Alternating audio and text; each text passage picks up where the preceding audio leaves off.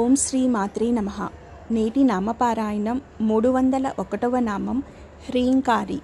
హ్రీంకారి అనగా హ్రీంకార స్వరూపిణి అని అర్థము. శ్రీం హ్రీం క్లీం ఐం సౌః అనే పంచప్రణవాలలో రెండవదైన హ్రీంకారంలో హకార రకార ఇకారాలు కలిసి ఉంటాయి. హకారం సృష్టి, రకారం స్థితి, ఇకారం లయను సూచిస్తాయి. ఈ హ్రీంకారాన్నే మాయాబీజం, హృల్లేఖ అని కూడా అంటారు. ఏ పదమైనా ఉచ్చరింపబడి వ్యక్తమవ్వాలంటే ఈ హకార రకార ఇకారాలతో కూడిన హ్రీంకార సహకారం అవసరం. అందుకే హరి హర బ్రహ్మ ఈ ముగ్గురిలో ఎవరు ఉచ్చారణలో వ్యక్తమవ్వాలన్నా నిశ్వాసము అంటే హు, అగ్నిబీజము రా, శక్తి బీజము ఈ మూడింటితో కూడిన హ్రీం అవసరము. ఈ హ్రీం బీజం శివశక్తులను రెండింటినీ సూచిస్తుంది. నామరూప వివర్జితలో సాన్యంగా అంటే శబ్దగుణకం అయిన ఆకాశం భావించిన ఆ శక్తి కూడా ఒక ఆధారమైన శక్తి నుంచే ఏర్పడుతుంది. ఆ శక్తి భువనేశ్వరి. ఆ భువనేశ్వరి బీజము హ్రీం. ఈ హ్రీంకారమే అమ్మవారి రూపము. ఈ శబ్ద ప్రకంపనలో హ్రీం ఓం రెండు ప్రణవాలు ఉన్నాయి. ఓంకారంలో బ్రహ్మంని, హ్రీంకారంలో శక్తిని తెలుసుకుంటున్నాము. హ్రీంకారము శివశక్తులకు ఉభయాత్మకము. హకారం స్థూలదేహాన్ని, రకారం సూక్ష్మదేహాన్ని, ఇకారం కారణదేహాన్ని తెలియచేస్తుంది. ఇవన్నీ కలిసిన హ్రీం మూడింటిని తెలియచేస్తూ తుర్యాన్ని కూడా తెలియచేస్తుంది. ఈ హ్రీంకారం సచ్చిదానంద స్వరూపము కూడా తెలియచేస్తుంది. హకారము ధర్మాన్ని సిద్ధింపచేస్తే, రకారము సంపదను అనుగ్రహిస్తుంది, ఇకారము కామము అనుగ్రహిస్తుంది అంటే అన్ని పురుషార్థాలను అనుగ్రహిస్తుంది. శంకరాచార్యుల వారు సౌందర్యలహరిలోని మొదటి శ్లోకంలో అత స్వామారాధ్యం హరిహర విరించ్యా దిబీరపి అన్న 3వ పాదంలోనే ఈ విషయాన్ని సూచనప్రాయంగా చెప్పారు. హరిహర బ్రహ్మలు నిన్ను ఆరాధిస్తూ నీ మీద, హ్రీం మీద ఆధారపడి వ్యక్తమవుతారని ఈ శ్లోక పాదభావము.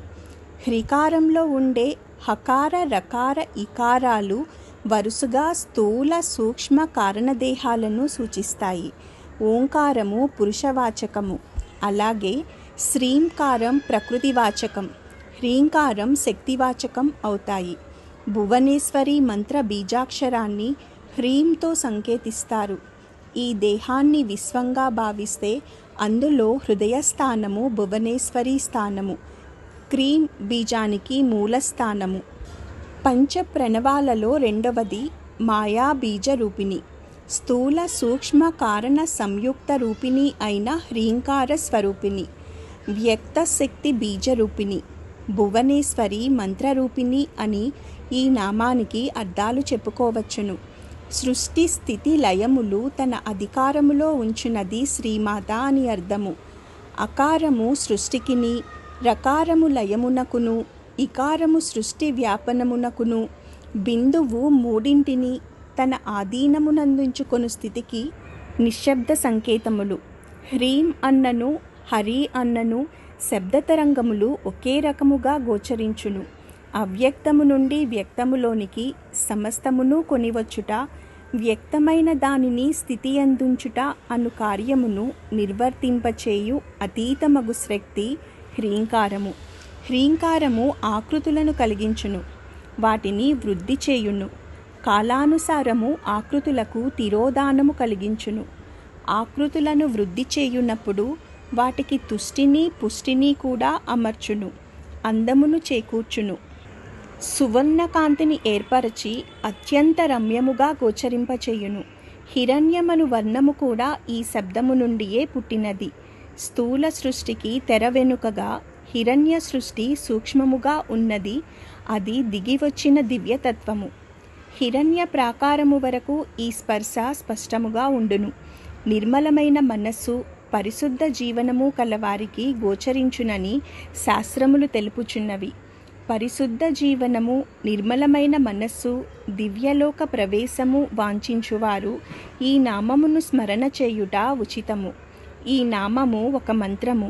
దీనిని నిత్యము నిర్దిష్ట సమయములలో నిష్టగా హృదయమున స్మరించుచు బంగారు కాంతిని దర్శించుచు అనుష్ఠానము చేయువారు వృద్ధి చెందుచునుందురు.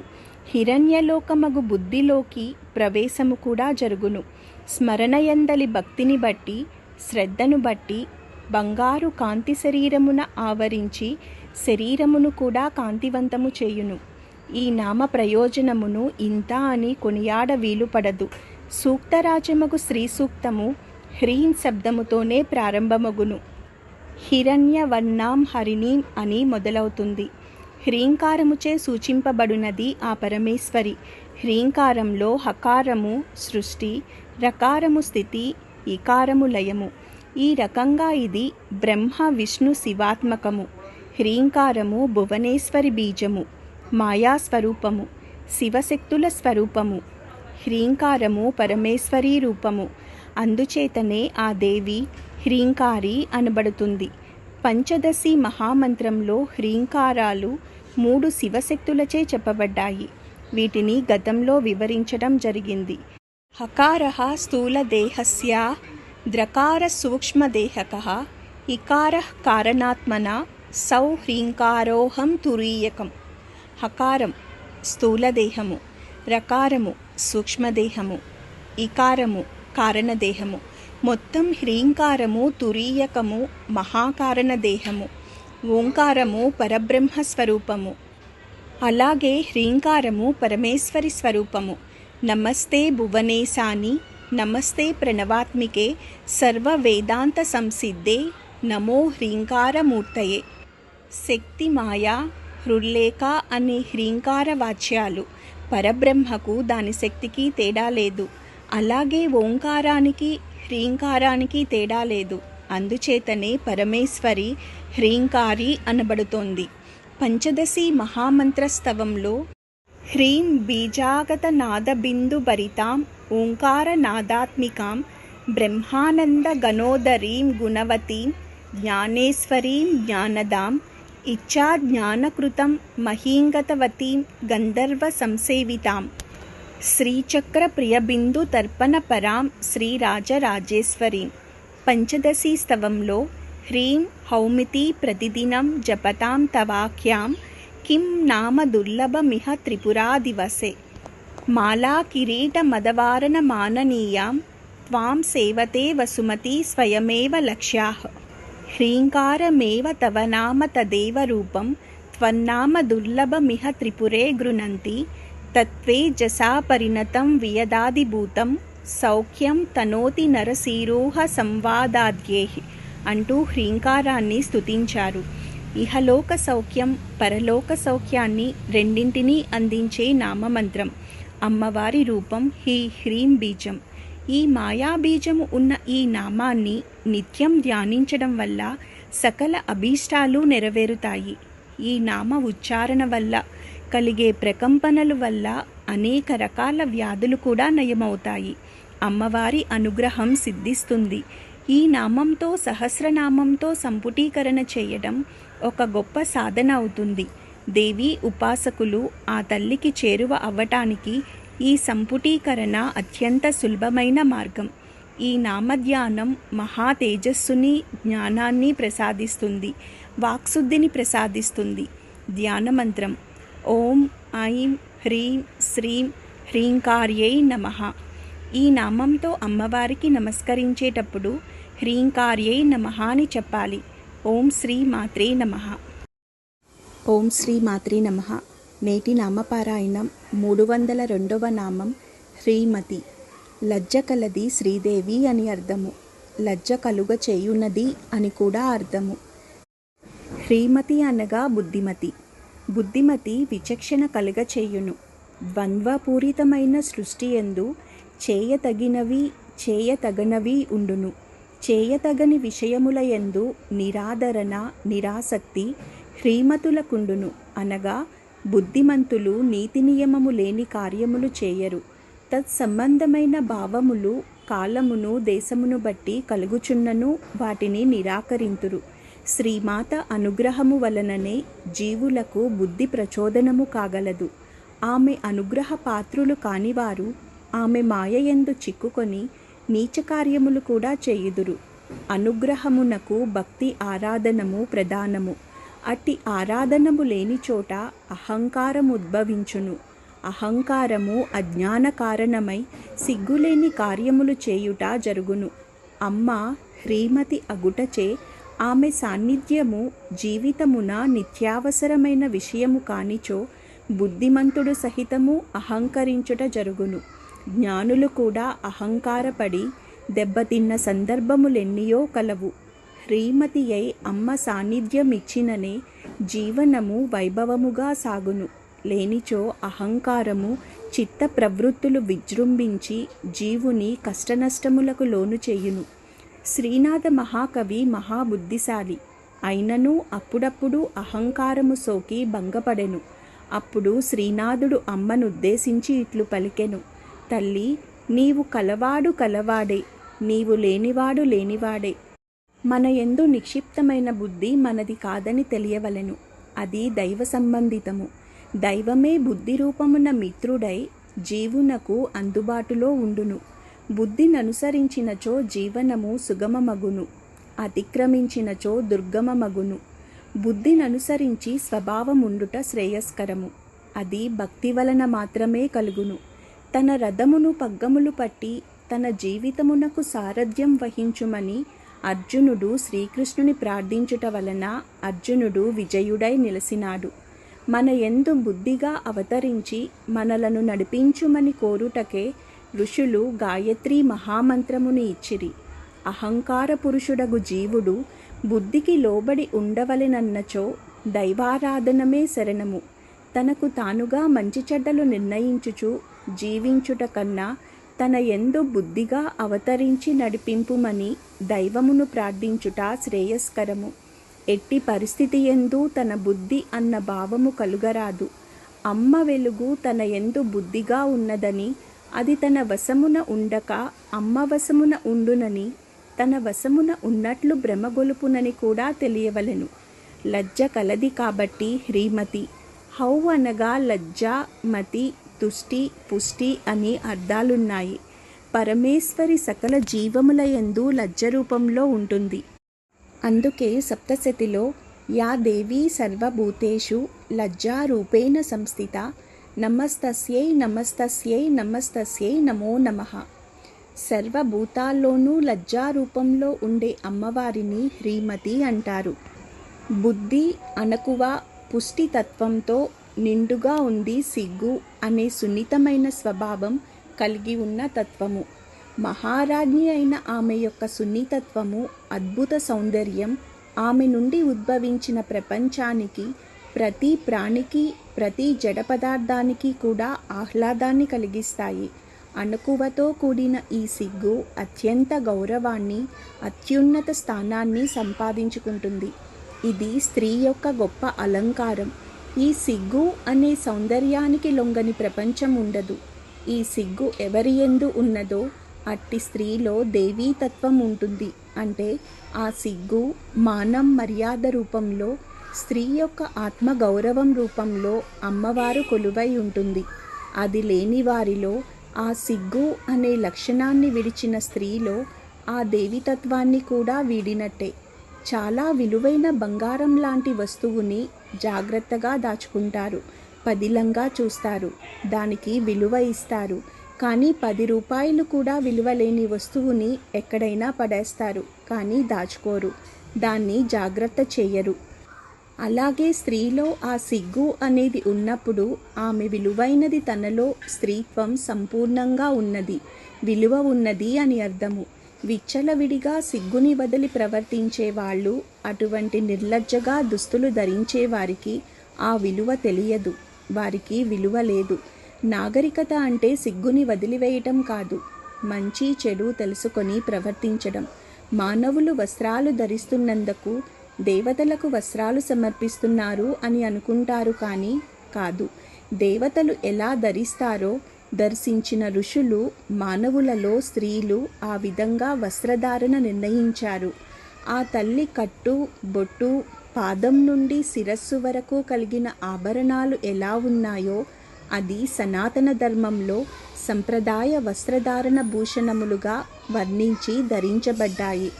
ముఖ్యమైన నాడులు, బీజముల స్పందనలు కలిగించి నాడీ వ్యవస్థకి సంబంధించిన విధముగా ఆభరణాలు, అలంకారం ఉంటుంది.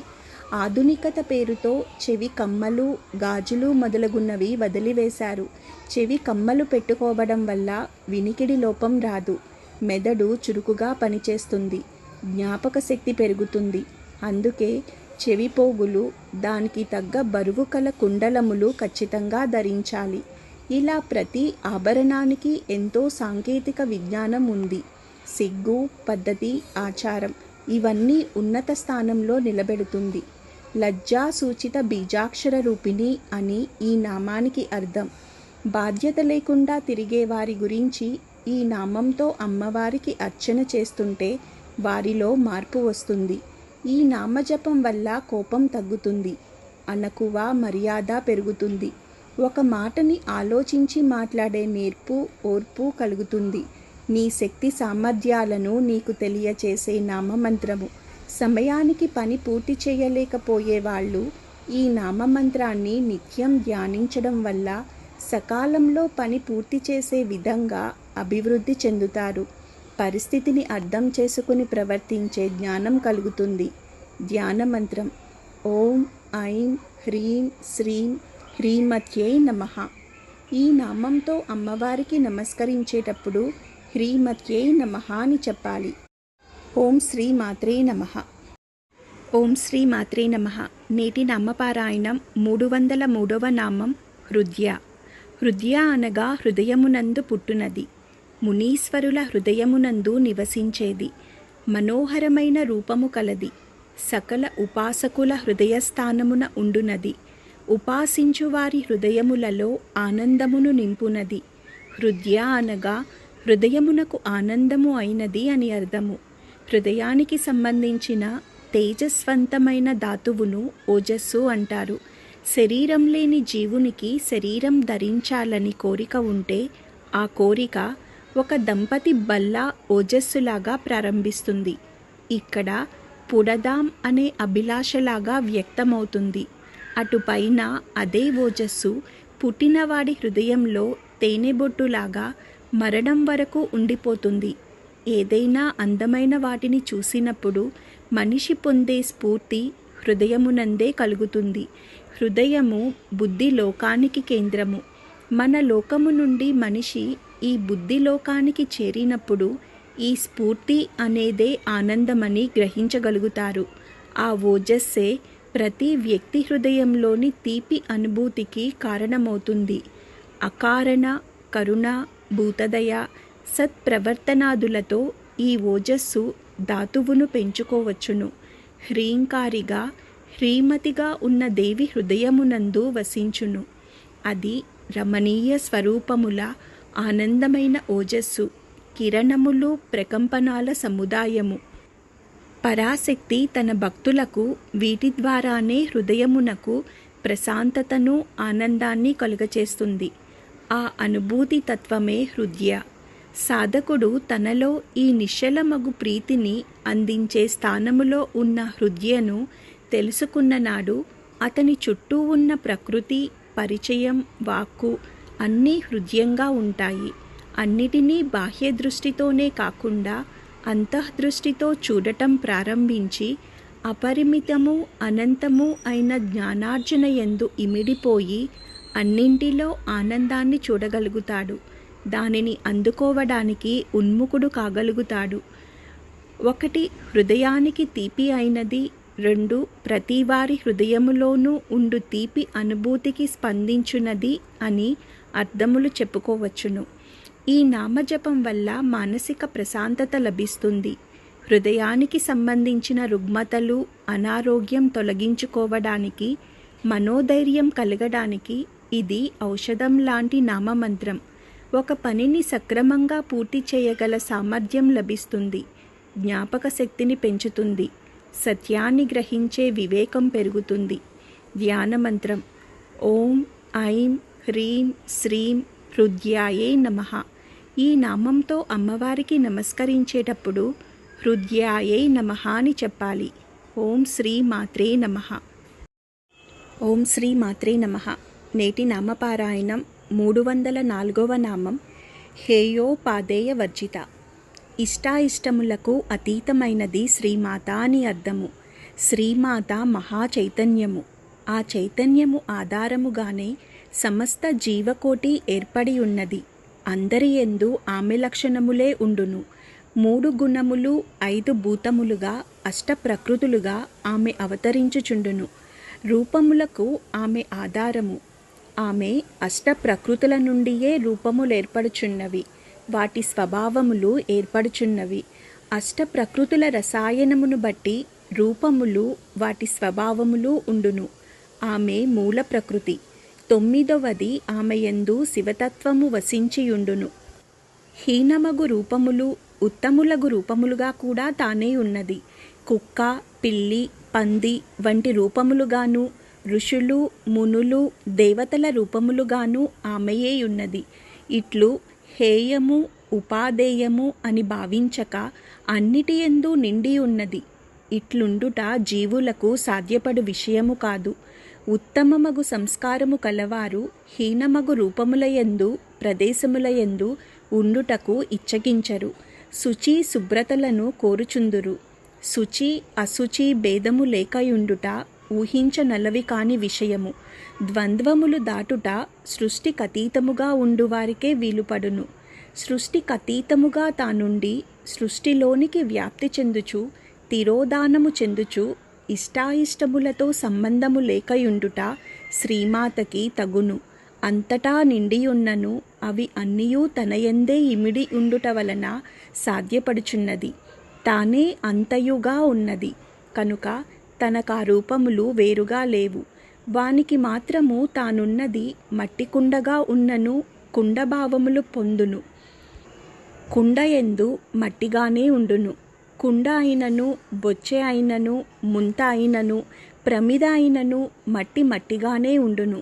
చేతిగాజు అయినను గొలుసు అయినను కంఠాభరణమైనను ఉంగరమైనను బంగారము బంగారముగానే ఉండును. అంతయు తానై ఉండుట చేత మరొకటి లేని స్థితి ఉండుట చేత ఇష్టాయిష్టములుండవు. ఉండుటకు అవకాశము కూడా లేదు. శ్రీకృష్ణుడి రహస్యమునే అర్జునునికి ఉపదేశించెను. అది రాజరహస్యమని కూడా తెలిపెను. ఇష్టానిష్టములచే వదలబడినది, నింద్యానింద్యములచే వదలబడినది, ప్రవృత్తి నివృత్తులచే వదలబడినది. అంటే పరమేశ్వరి ఇష్టము అయిష్టము ప్రవృత్తి నివృత్తి అనేవి ఏవీ లేనటువంటిది. కేవలము సాక్షీభూతము. హేయము అంటే విసర్జించటము, ఉపాధి అంటే స్వీకరించటము. ఈ రెండూ లేనిది. పరమేశ్వరికి జాతిని బట్టి గాని కులాన్ని బట్టి గాని సంపదను బట్టి గాని మానవులందు భేదముండదు. కేవలం వారి భక్తి భావాలను మాత్రమే స్వీకరిస్తుంది. అందుచేతనే హేయోపాదేయ వర్జిత అనబడుతోంది. ఈ రకంగా ఈ నామాలలో షోడశీ మహామంత్రాన్ని దాని ఉపాసనా ఫలితాన్ని వివరించారు. తనకు సంబంధించినది కాక రెండవది ఉన్నప్పుడు దానిని విడుచుటకు కానీ స్వీకరించుటకు కానీ అవకాశము ఉంటుంది. విశ్వమంతా తానే అయినప్పుడు ఈ రెంటికి అవకాశము ఉండదు. ఈ విడుచుట స్వీకరించుట అనే పరస్పర వైరుధ్య లక్షణాలు అమ్మవారికి ఏ విషయంలోనూ ఉండవు. చివరకు భక్తుల విషయంలో కూడా వాడు పనికిరానివాడు కాబట్టి వదిలేయాలి, వీడు పనికి వస్తాడు కాబట్టి స్వీకరించాలి అని కూడా ఉండదు. అందరి మీద సమానంగానే అనుగ్రహాన్ని వర్షిస్తుంది. అయితే ఆ అనుగ్రహాన్ని పొంది బాగుపడే గుణం వారిలో ఉండాలి అంతే. చంద్రుడు పక్షపాతం లేకుండా వెన్నెలను అడవి మీద చలువరాతి మేడ మీద సమానంగానే వెదజల్లుతాడు. వెన్నెలను వర్షింపచేసే చంద్రుణ్ణి తన ఎడమ కంటిగా కలిగిన అమ్మవారు కూడా అంతే అని సౌందర్యలహరిలో దృశాద్రాగ్యస్య వనేవా హర్మేవా సమకర నిపాతో హిమకరః అనే శ్లోకంలో ఆదిశంకరులు తెలియపరుస్తారు. సర్వజ్ఞాన స్వరూపిణి అయిన అమ్మవారికి కలిగినది లేనిది, ఇష్టమైనది ఇష్టము లేనిది, పవిత్రమైనది అపవిత్రమైనది, హీనమైనది ఉత్తమమైనది అనేది ఉండదు. అన్నీ ఆమె నుండి వచ్చినది. అన్నింటిలో ఆమె నిండి ఉన్నది.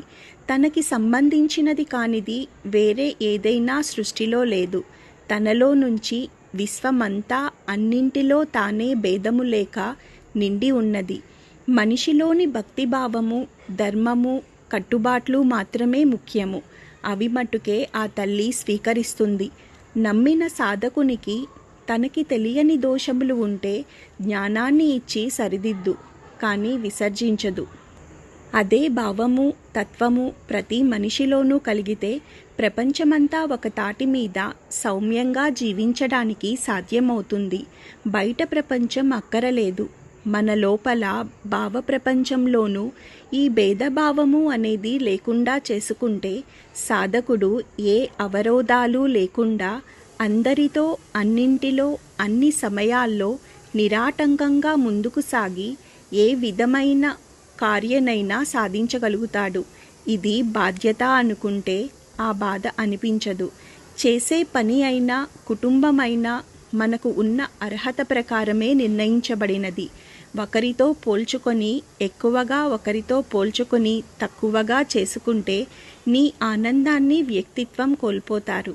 కలిగిన దాంట్లో తృప్తి చెందటం అలవాటు అయితే ఆనందంగా ఉండగలరు.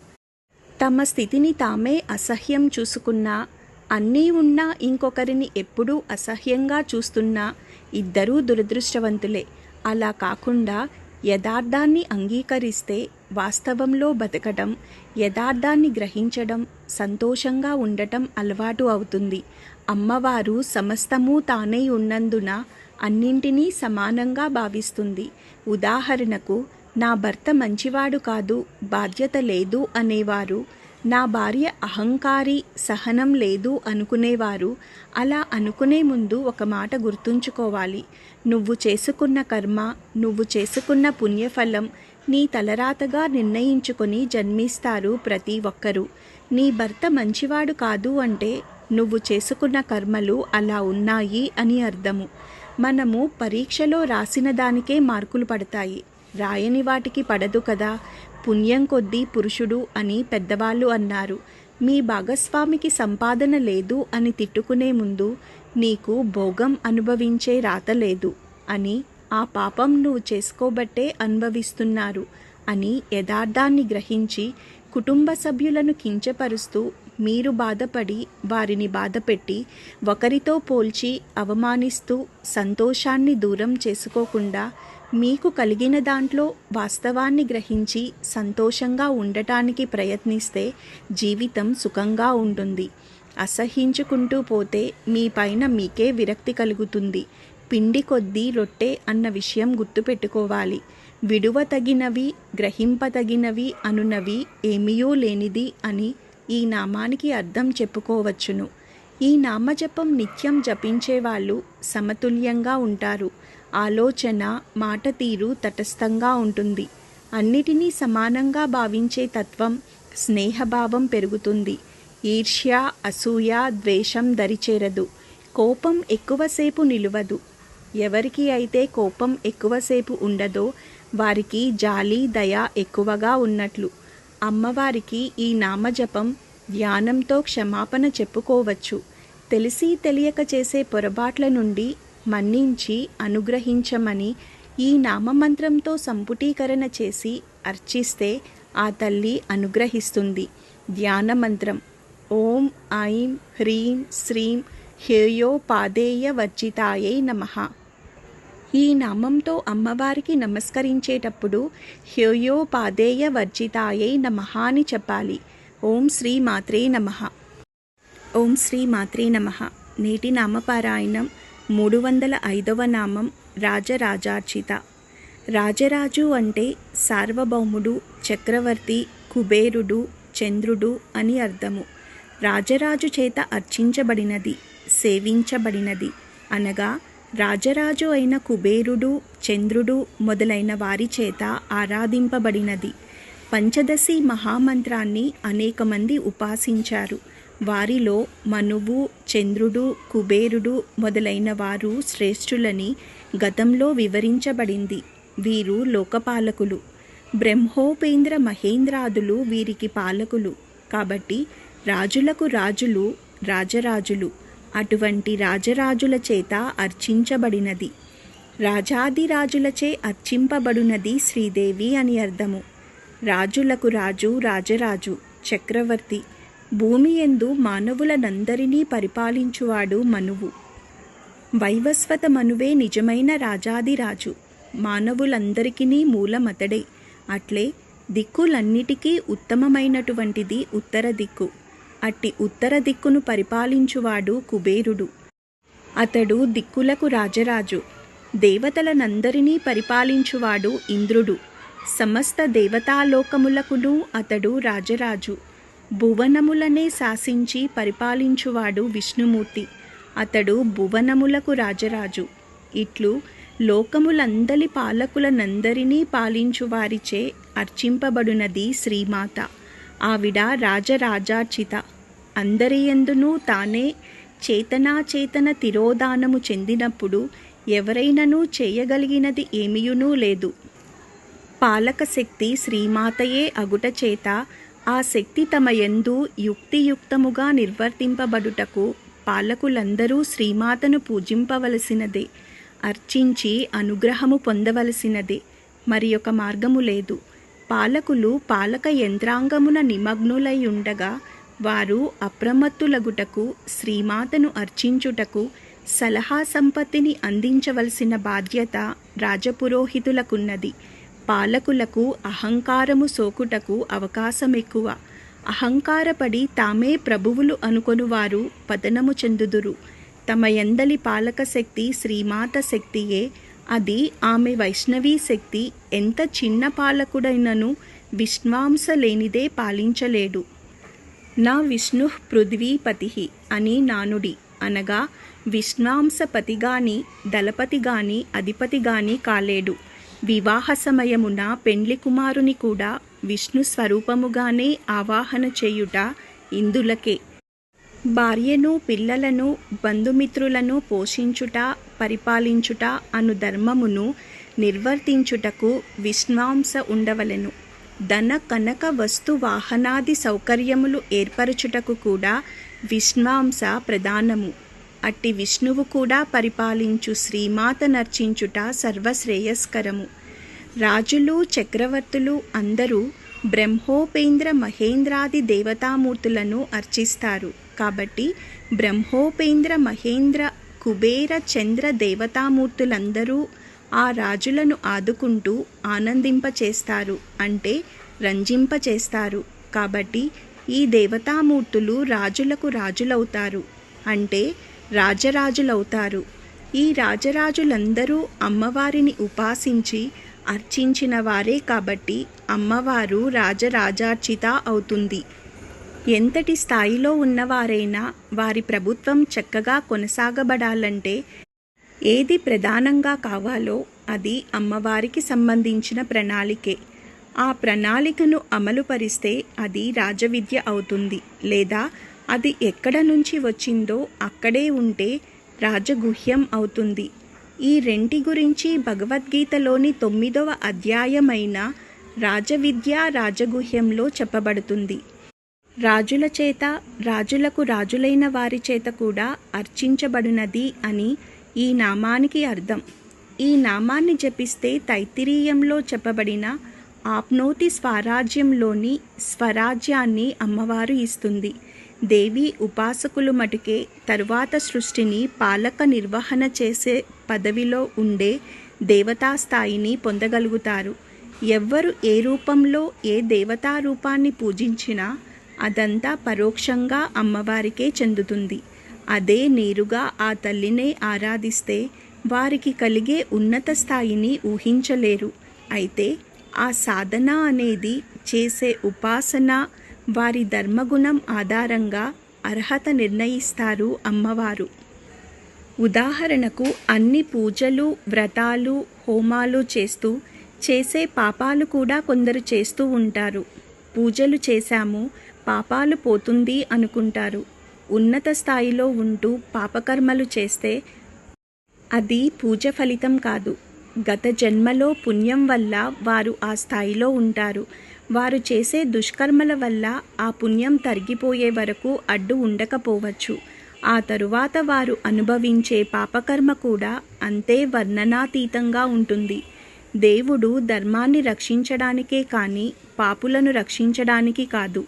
జప తప ధ్యానం చేస్తూ ధర్మబద్ధమైన నీతిగా జీవితాన్ని గడిపిన ఉత్తమ సాధకులకు వారు పొందే ఫలితం ఉన్నత స్థాయిలో ఉంటుందని సాధకుడి ఆలోచన విచక్షణ ఆధారంగా వారి అర్హత నిర్ణయించబడుతుంది.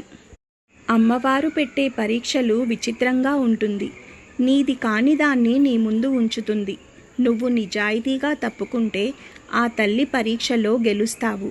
అవకాశం వచ్చింది కదా అని నీది కాని దానికి ఆశపడినా, స్వాధీనం చేసుకోవాలి అనుకున్నా నీ సాధనకు పొందే స్థాయి ఫలితం కూడా మారిపోతుంది. దేవి ఉపాసకులు ఈ విషయం గుర్తుపెట్టుకోవాలి. పరీక్ష మీ నిజాయితీకి ఉంటుంది. ఆ పరీక్ష కలలో కూడా ఉంటుంది. నిజంగానే కాదు, కలలో కూడా నిజాయితీగా ఉండాలి. ఉద్యోగం కోసం, పదవి కోసం, పదోన్నతి కోసం ప్రయత్నిస్తున్న వారికి ఇది చాలా గొప్ప నామమంత్రం. ఒక స్థిరమైన నివాసం కావాలి అని కోరుకొని ఈ నామజపం చేస్తే వారి కోరిక తీరుతుంది. శ్రీ విద్యా ఉపాసకులు సాధనలో ఉన్నత స్థాయి కోసం నిత్యం సంపుటీకరణ చేసే నామమంత్రం ఇది. ఎవరు ఏ సంకల్పంతో ఈ నామజప ధ్యానం చేసినా అది న్యాయమైన కోరిక అయితే త్వరగా సిద్ధిస్తుంది. ముఖ్యంగా ఉద్యోగం లేని వారికి, ఎటువంటి ఆదాయము లేని వారికి ఈ నామం గొప్ప కార్యసిద్ధి మంత్రం. ధ్యాన మంత్రం: ఓం ఐం హ్రీం శ్రీం రాజరాజార్చితాయై నమః. ఈ నామంతో అమ్మవారికి నమస్కరించేటప్పుడు రాజరాజార్చితాయై నమః అని చెప్పాలి. ఓం శ్రీ మాత్రే నమః. ఓం శ్రీ మాత్రే నమః. నేటి నామపారాయణం 307వ నామం రమ్య. రమ్యముగా నుండునది శ్రీమాత అని అర్థము. రమ్యమే తన తత్వముగానున్నది, రమింపచేయున్నది శ్రీమాత. తానిప్పుడు అమితమగు ఆనంద స్థితి యందే ఉండును. అట్టి స్థితి జీవులకు కూడా కల్పించుచుండును. రమణీయమగు వస్తువును గాని దృశ్యమును కానీ చూచునప్పుడు జీవులు రమ్యత నొందుదురు. రమ్యత కలిగిన స్థితిలో తాముండక ఆనందమే ఉండును. రమ్యమగు దృశ్యము గోచరించినప్పుడు హృదయము పొంగి తమను తాము మరచుట జరుగుచుండును కదా. దీనికి కారణము శ్రీమాతయే.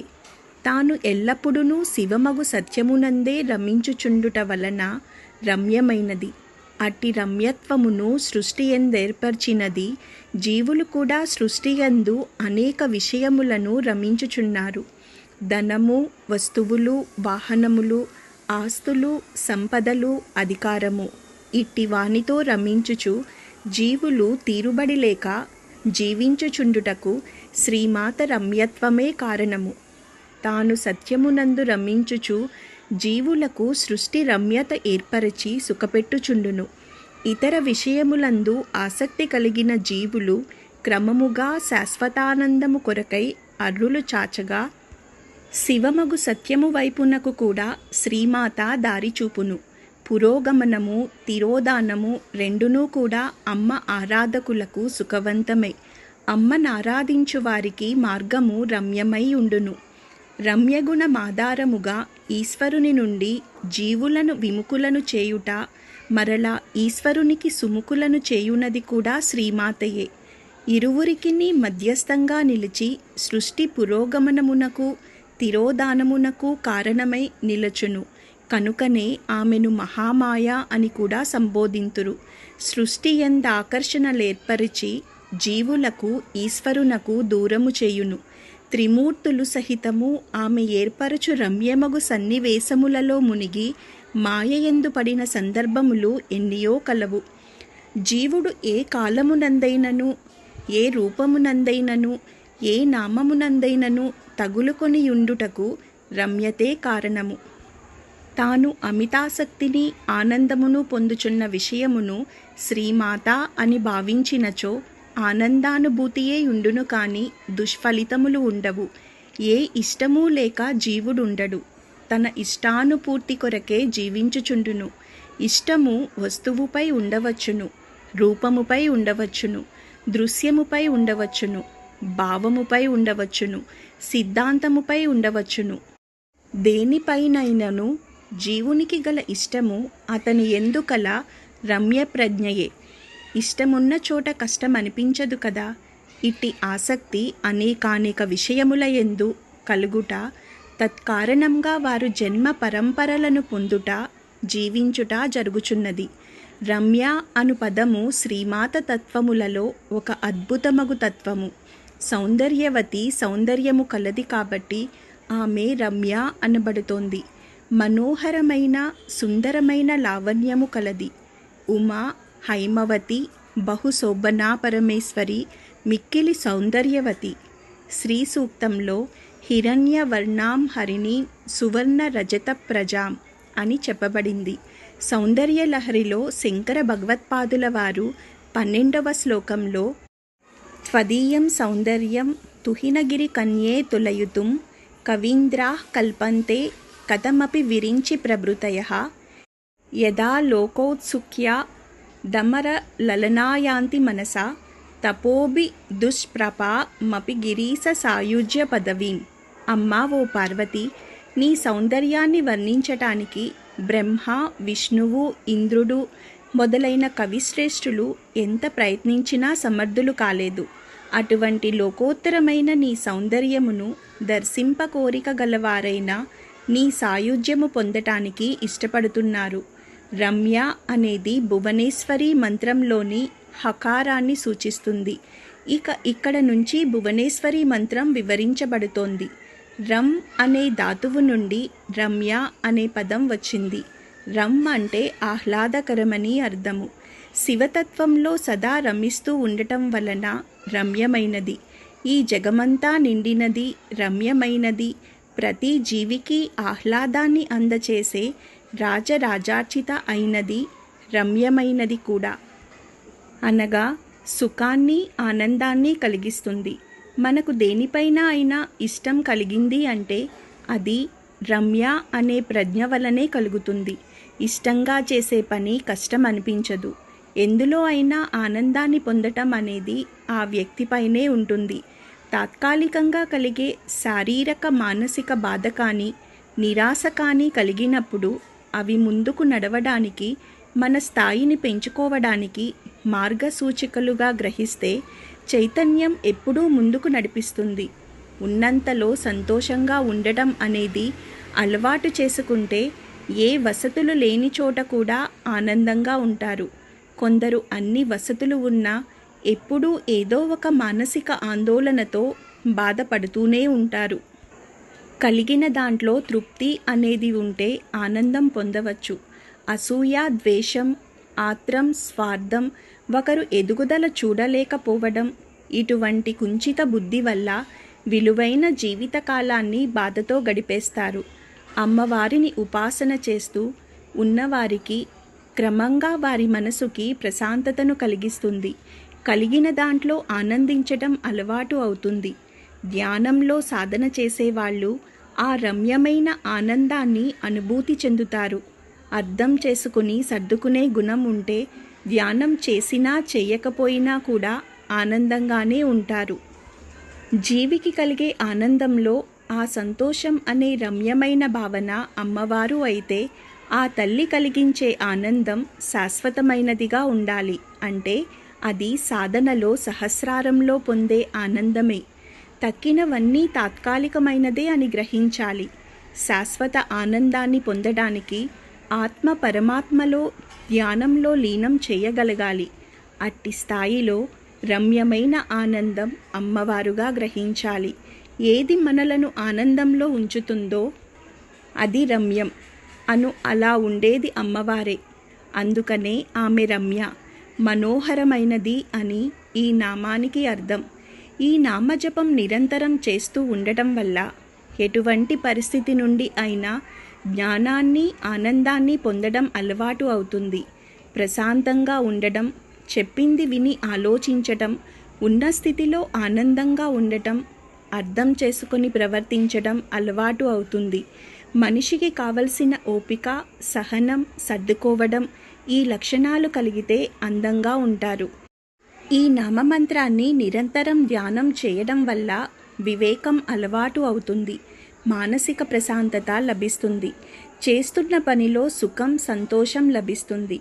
ధ్యాన మంత్రం: ఓం ఐం హ్రీం శ్రీం రమ్యాయై నమః. ఈ నామంతో అమ్మవారికి నమస్కరించేటప్పుడు రమ్యాయై నమః అని చెప్పాలి. ఓం శ్రీ మాత్రే నమః. ఓం శ్రీ మాత్రే నమః. నేటి నామపారాయణం 308వ నామం రాజీవలోచన. పద్మముల వంటి విచ్చుకొన్న నేత్రములు కలది శ్రీమాత అని అర్థము. రాజీవమనగా పద్మము. పద్మము వంటి కన్నులు కలిగియుండుట అనగా విచ్చుకొన్న పెద్ద కన్నులు అని అర్థము. కన్ను దేహమున అత్యంత ప్రధానమగు ఇంద్రియము. కన్నుల కాంతికున్న సౌందర్యము దేహదారి యొక్క చైతన్య స్థితిని సూచించును. వికసించిన చైతన్యము కలవారికి కన్నులు కాంతివంతమగును. అత్యంత ఆకర్షణీయముగను రమణీయముగను ఉండును. దివ్య పురుషులు కన్నుల నుండియే ప్రపంచములోనికి చైతన్య కాంతులను ప్రసరింపచేయుదురు. చూపులతోనే జీవులకు స్ఫూర్తినిత్తురు. వారి కన్నులు వాత్సల్యపూరితములై జీవుల నలరించును.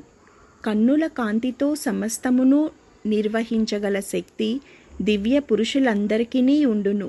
శ్రీరాముని కన్నులు చూచిన ఋషీంద్రులు అతని యందలి దివ్య చైతన్యమునకు ఆకర్షితులై మోహము చెందిరి. మహాతపస్సంపన్నులైనను రాముని చూపులతో చూపులు కలిపినప్పుడు ప్రియురాండ్రవలే తన్మయము చెందుదురు. శ్రీకృష్ణుని కన్నుల విషయము చెప్పనక్కరలేదు. అతడు శత్రువులను సహితము తన కన్నులతో ఆకర్షించి వివసులను గావించెను. కేవలము మానవులేగాక జంతువులు, పశుపక్ష్యాదులు కూడా అతని కన్నులలోనికి చూచి తన్మయత్వము చెందుచు చేష్టలుడిగిన వారైరి. అమ్మ కన్నులు సర్వశక్తి సంపన్నము. కన్నులతోనే ఆమె సమస్త సృష్టిని గావించి పోషించుచున్నది. ఇచ్ఛా జ్ఞాన క్రియాశక్తులు ఆమె కనుసన్నలలో మెలగు భృత్యులు. ఆమె కన్నుల నుండి ప్రేమ, వాత్సల్యము, జ్ఞానము ప్రసరించుచుండును. అట్లే దుష్టుల నరికట్టుటకు రౌద్రము, అంత్యకాలమున కాలాగ్ని కూడా ప్రసరించును. కన్నులు జీవ చైతన్యమునకు ముఖద్వారములు. జీవులు ఒకరినొకరు కన్నులలోనికి చూచియే పలకరించుకొనుచుందురు. ఇరువురి జీవుల మధ్య ప్రధానముగా కన్నుల ద్వారముననే చైతన్యము పరస్పరము వ్యవహరించుట జరుగును. కన్నులే జీవ చైతన్యమునకు ముఖద్వారములు. సర్వ ప్రపంచమును కన్నులతోనే దర్శింతురు. దివ్య లోకముల దర్శనము కూడా దివ్యమగు కన్నుల ద్వారముననే కలుగును. విచ్చుకొన్న కన్నులు సమస్తమును దర్శించగలవు. ఆ దర్శనమున పారదర్శకత్వముండును. అమ్మ కన్నులు పారదర్శకములు. పారమును చూడగలవు. పరమును చూచు కన్నులు గనుక పరతత్వమును ప్రసరింపజేయుచుండును. పరతత్వమును కోరిన జీవులకు ప్రసాదించుచుండును. అమ్మ కన్నులను వర్ణించుట కాళిదాసాది మహాకవులకు కూడా అసాధ్యమైనది. రాజీవమనగా చేప అని కూడా అర్థమున్నది. రాజీవలోచనములు అనగా చేప ఆకారము నుండు కన్నులు. అమ్మకు మీనాక్షి అని మరి ఒక నామమున్నది. అది తరువాతి నామములలో వివరించబడును. రాజీవమనగా జింక అని అర్థమున్నది. కావున జింక కన్నుల వంటి కన్నులు కలది అని కూడా అర్థము. జింక కన్నులలో చంచలత్వము, బెదరు కనిపించును. బెదరు చూపులు సౌమ్యతను, స్త్రీత్వమును ప్రకటించును. సౌమ్యత్వము సత్వగుణమును ప్రకటించును. రాజీవము అంటే పద్మము. జింక, చేప అని అర్థము. పద్మము వంటి కన్నులు కలది. జింక కనుల వంటి కన్నులు కలది హరినాక్షి. చేప కనుల వంటి కనులు కలది మీనాక్షి. మీనాక్షి అన్నప్పుడు చేపల వంటి కనులు కలది అని కూడా అర్థమున్నది. కానీ చేప కనుల వంటి కనులు కలది అన్నప్పుడు భక్తుల యొక్క కోరికలను వీక్షణ మాత్రం చేతనే తీర్చున్నది అని అర్థము. చేపలు తమ గ్రుడ్లను కంటి చూపుతోనే పొదుగుతాయని గ్రంథాలలో చెప్పబడింది.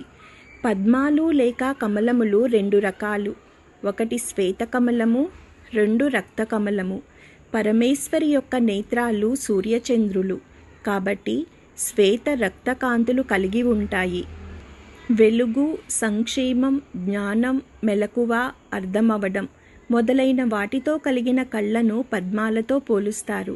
అమ్మవారిని అటువంటి కళ్ళు కాబట్టి అమ్మవారిని రాజీవలోచన అన్నారు. పద్మము జ్ఞానమునకు, మెలకువకు, వెలుగుకు చిహ్నము.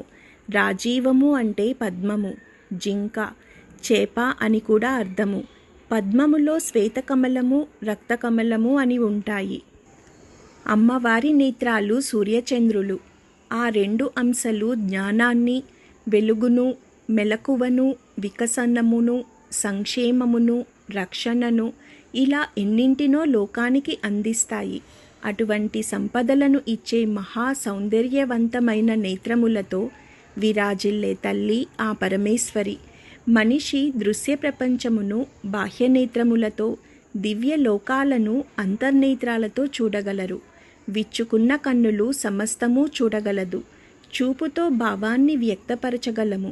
ఒక సన్నివేశాన్ని గుర్తించగలము. ఒక సన్నివేశం నుండి జ్ఞానం గ్రహించగలము.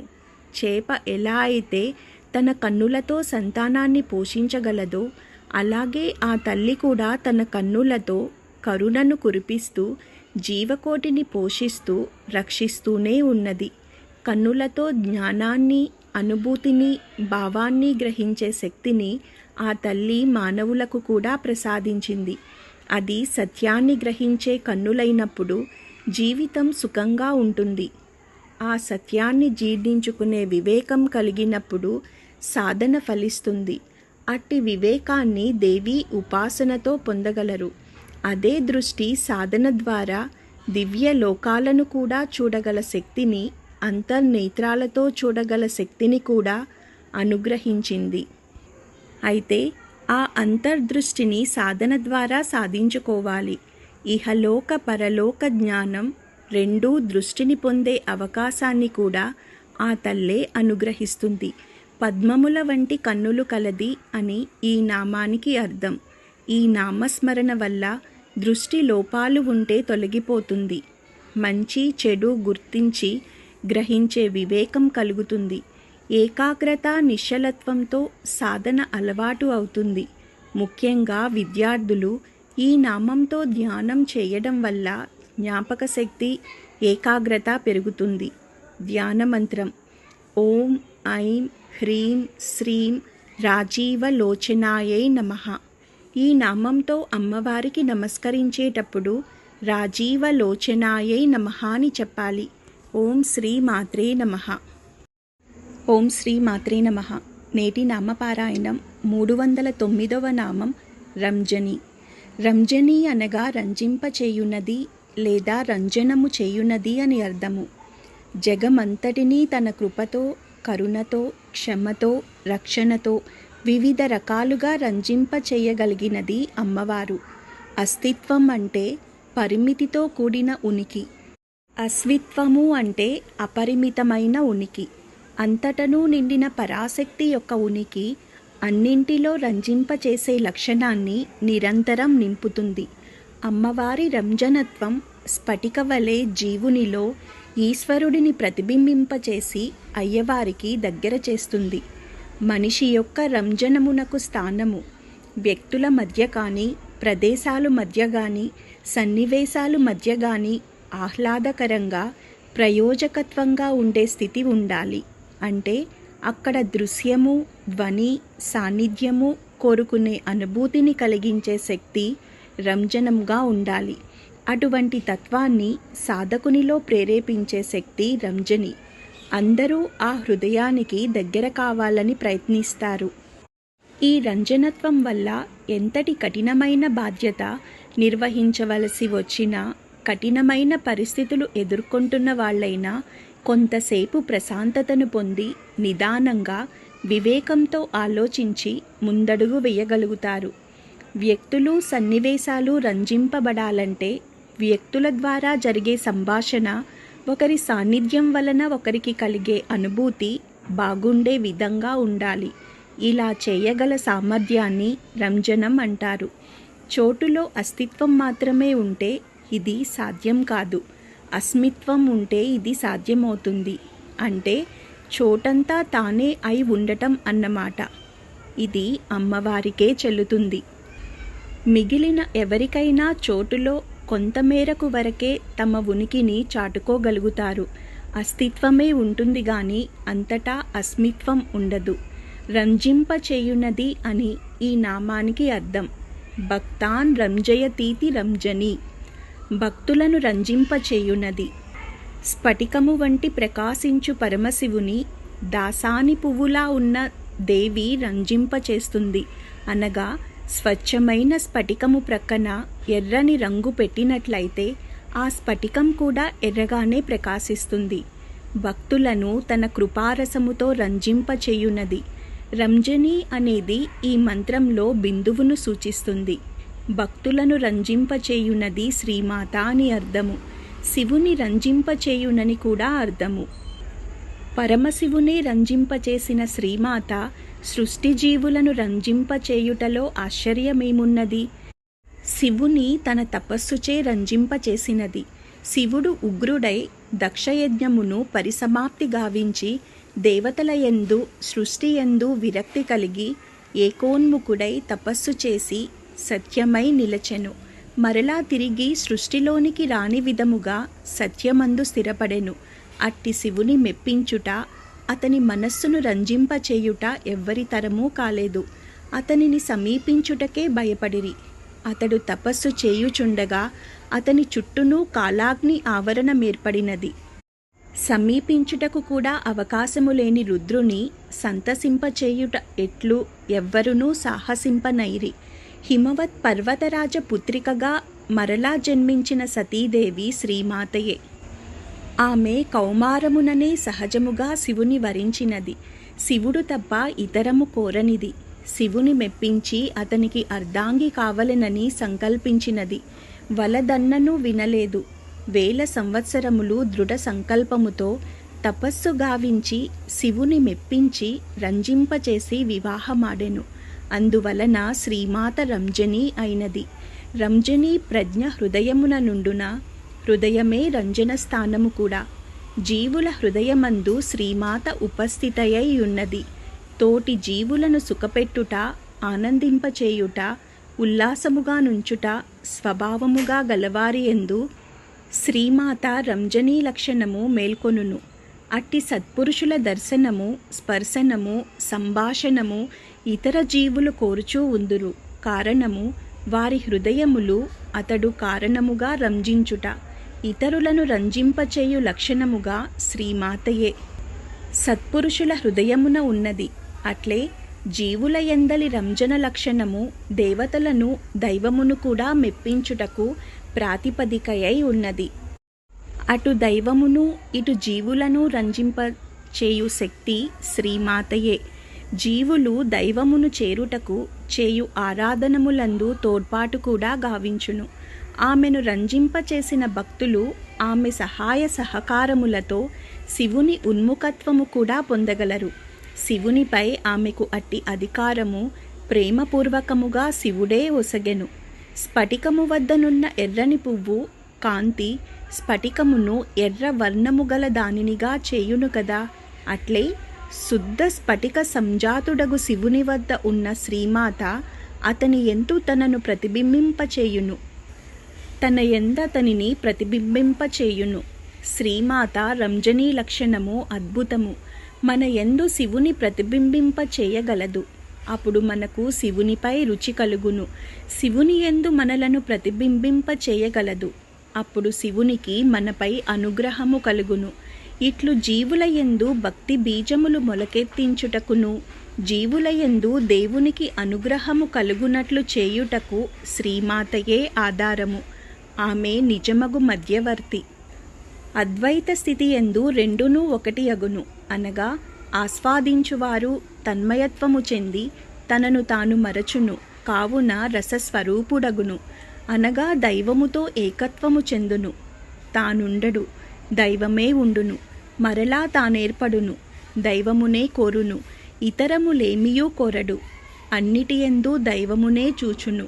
దైవమునే వినును, దైవమునే రుచి చూచుచుండును. తనయందు సమస్తమునందు దైవమునే దర్శించుచు విశిష్టమగు అద్వైతమున నుండును.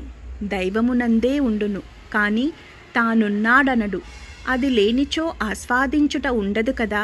పాయసము తినుచున్నప్పుడు ఆనందముండును, పాయసమే తానైనచో ఆనందముండదు. సూది మొనంత తారతమ్యత నిలుపుకొని ఆనందించును. దేవుడు జీవుడు మధ్య సూది మొనయంత అగాధముండి పెద్ద అగాధమగు అంతరం వరకు ఏర్పరచున్నది శ్రీమాత. రసస్వరూపుడైన దైవమునకు దానిని ఆస్వాదింపగోరు జీవునకు సంధానము కలిగించున్నది శ్రీమాత ఆమెయే. రస మధ్య ఆస్వాదించు ప్రక్రియ కూడా ఆమెయే. యోగ్యత కలిగించున్నది ఆమెయే. సకల అనుభూతులకు కారణము ఆమెయే. పరతత్వమునకు ఉండుటయే కాని వేరొక అనుభూతి లేదు. రసానుభూతి నుండి దుఃఖానుభూతి వరకు పొందు అనుభూతులు శ్రీమాతయే. మనసుకు ప్రశాంతత, ఆహ్లాదాన్ని కలిగించే నామమంత్రము ఇది.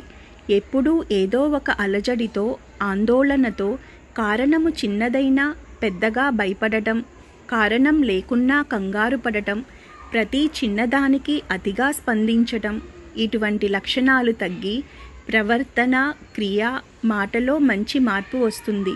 అధిక రక్తపోటు, మధుమేహ వ్యాధితో బాధపడేవారికి ఈ నామమంత్రం గొప్ప ఉపశమనాన్ని ఇస్తుంది. నిత్యం ఈ నామధ్యానం చేసేవారిలో కోపం తగ్గి క్షమాగుణం కలుగుతుంది. కుటుంబంలో ఎక్కువగా కలహాలు జరుగుతుంటే కొద్ది రోజులు ఈ నామమంత్రాన్ని ఓం ఐం హ్రీం శ్రీం రంజని ఆహ్లాదజనని ఇలా జపించవచ్చు. అలాగే ఈ నామమంత్రంతో సహస్రనామం సంపుటీకరణ చేయవచ్చు. ధ్యానమంత్రం ఓం ఐం హ్రీం శ్రీం రంజన్యై నమః. ఈ నామంతో అమ్మవారికి నమస్కరించేటప్పుడు రంజన్యై నమః అని చెప్పాలి. ఓం శ్రీ మాత్రే నమః. ఓం శ్రీ మాత్రే నమః. నేటి నామపారాయణం 310వ నామం రమణి. రమణి అనగా రమింపచేయునది అని అర్థము. ప్రపంచం మనకు బాగుంటే ప్రపంచంలో రమ్యత్వం, మనం ప్రపంచానికి బాగుంటే మనలో రంజనిత్వం ఉన్నట్లు లెక్క. ఈ లక్షణం అమ్మవారిని సూచిస్తుంది.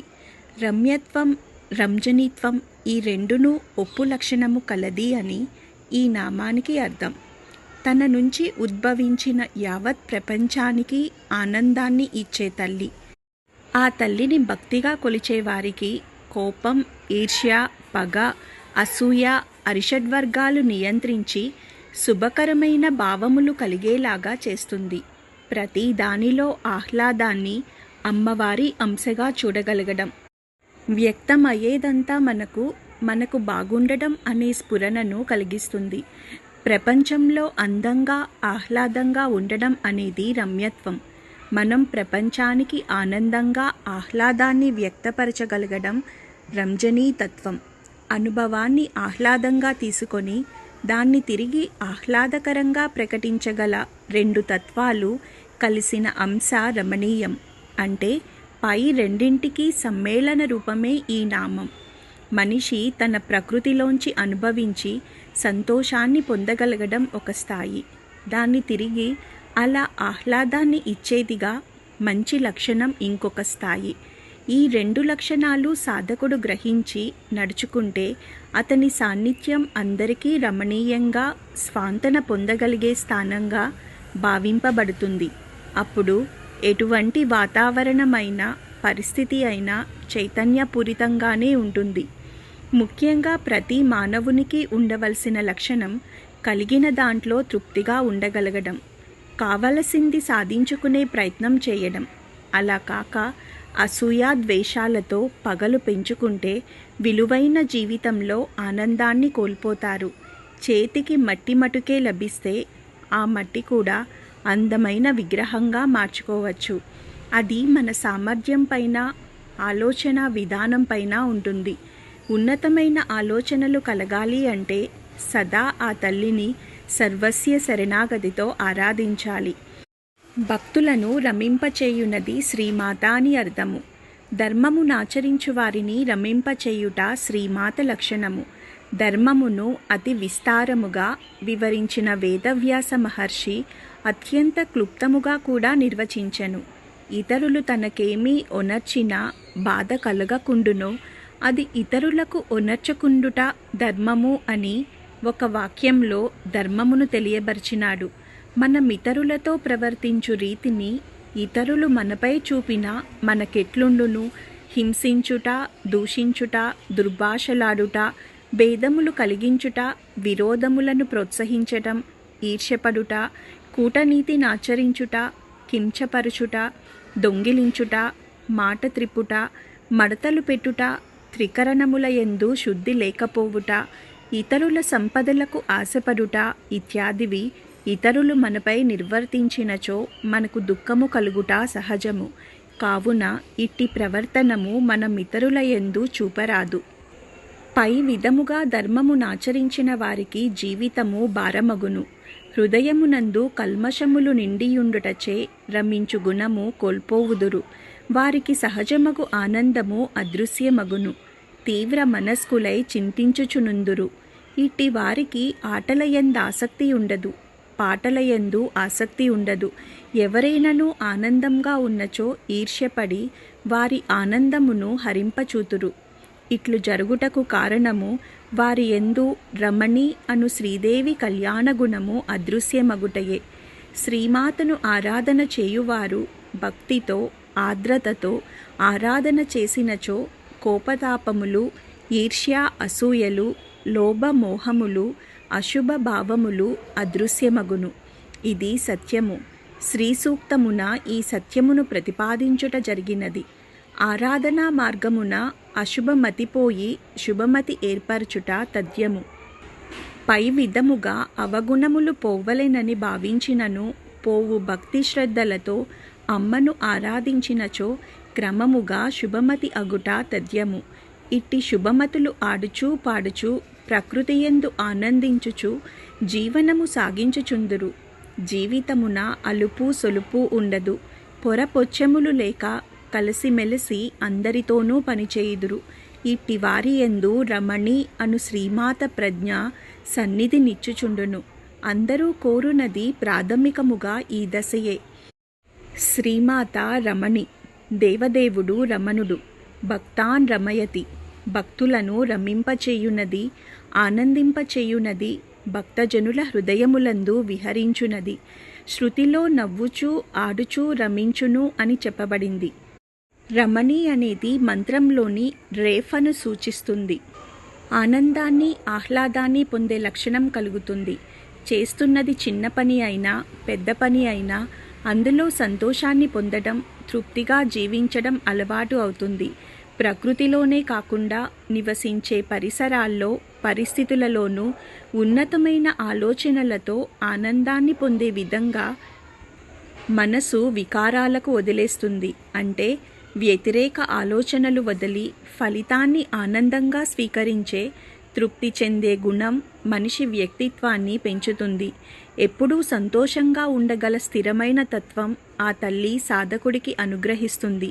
దేవి ఉపాసకులు ప్రకృతిలో ప్రతి ఆనందంలోనూ అందంలోనూ ఆ తల్లి స్వరూపాన్ని దర్శిస్తారు. ధ్యాన మంత్రం ఓం ఐం హ్రీం శ్రీం రమణ్యై నమః.